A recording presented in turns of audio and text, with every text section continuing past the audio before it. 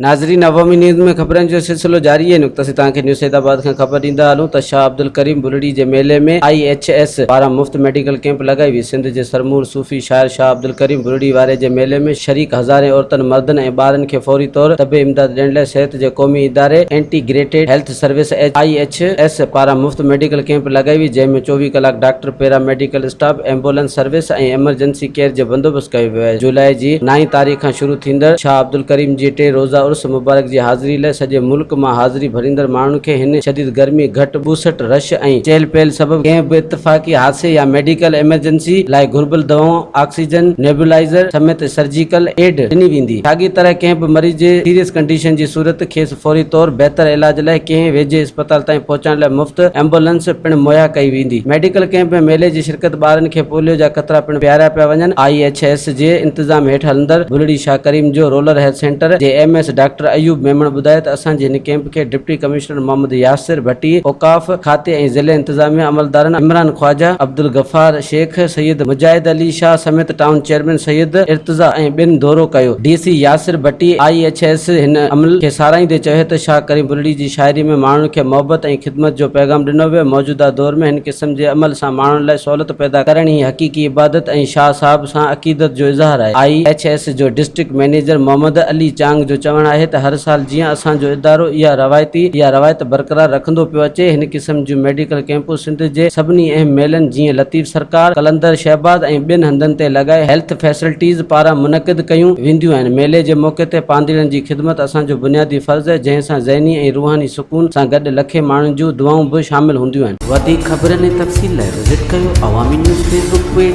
YouTube page ऐं अवामी news website.